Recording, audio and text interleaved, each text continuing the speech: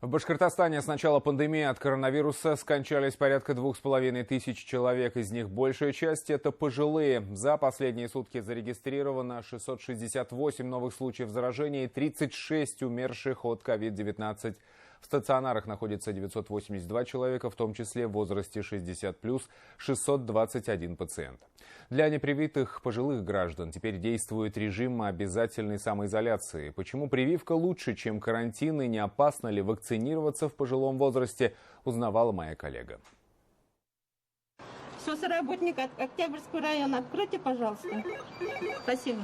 С приходом пандемии заботу социальных работников стало в несколько раз больше. Теперь, помимо своих подопечных, Зульфие Гарифовне нужно обойти еще сотни пожилых людей, узнать о самочувствии, помочь по дому и, самое главное, рассказать, как защитить себя и своих близких от коронавирусной инфекции. Реагируют нормально.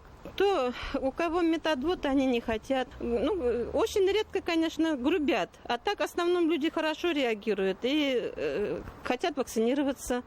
И отказников много, конечно. Некоторые отказываются. Мы пытаемся объяснять, что это надо вакцинировать. Им же уже больше 60, их не уговоришь так.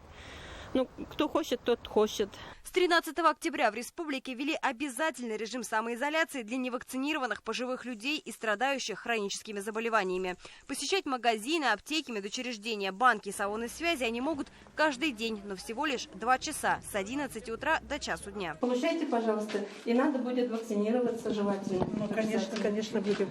Записаться на вакцинацию пожилым людям теперь можно и на дому. Достаточно лишь сказать об этом своему социальному работнику. Мы думали, собирались, конечно. Думали, все надо будет. Потом пошли, народ везде. Очень много народу стало.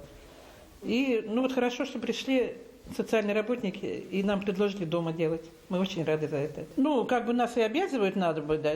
И мы же в таком возрасте. Я постоянно хожу куда-то. Не могу дома сидеть. Поэтому думаю, ладно, привьемся. И будет спокойно нам куда-то выходить. 53 жителя республики сейчас находятся в тяжелом состоянии, 7 на ИВЛ. Ситуация напряженная, пожилые в зоне риска, но вакцинироваться не спешат. Хотя эффективность и необходимость самой прививки не отрицают. Молодым людям, конечно, где-то за 19-20, я думаю, что, может быть, даже и надо.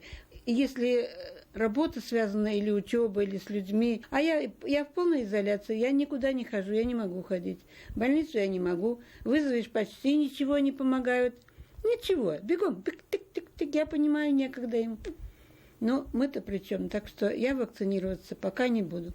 На этой неделе Владимир Путин поручил усилить коронавирусные ограничения. Президент поставил задачу тестировать на COVID-19 больше людей, чтобы выявлять инфекцию на ранних сроках и максимально быстро изолировать заболевших. Кроме того, глава государства рекомендовал отправить на дистанционную работу пожилых сотрудников предприятий, которые еще не вакцинировались от коронавируса. Почему новый коронавирус так опасен именно для пожилых? Во-первых, потому что иммунная защита, иммунитет с возрастом значительно понижается. И, во-вторых, с возрастом у человека уже присоединяются много хронических неинфекционных заболеваний, таких как гипертоническая болезнь, ревматоидный полиартрит, диабет, может быть, даже онкологические заболевания, которые отягощают течение новой коронавирусной инфекции и порой даже приводят к тяжелому течению и смерти. Пожилых людей на самоизоляции поддерживают не только социальные работники. Доставить продукты, лекарства, оплатить коммунальные услуги. Добровольцы готовы помочь во всем. Услуга бесплатная. Телефон волонтеров видите сейчас на своих экранах. Но самым надежным способом защитить себя и своих близких от коронавируса по-прежнему остается вакцинация. Агуль Хатыпова, Азамат Мухаммедшин, Родион Матвеев. Новости Уфа.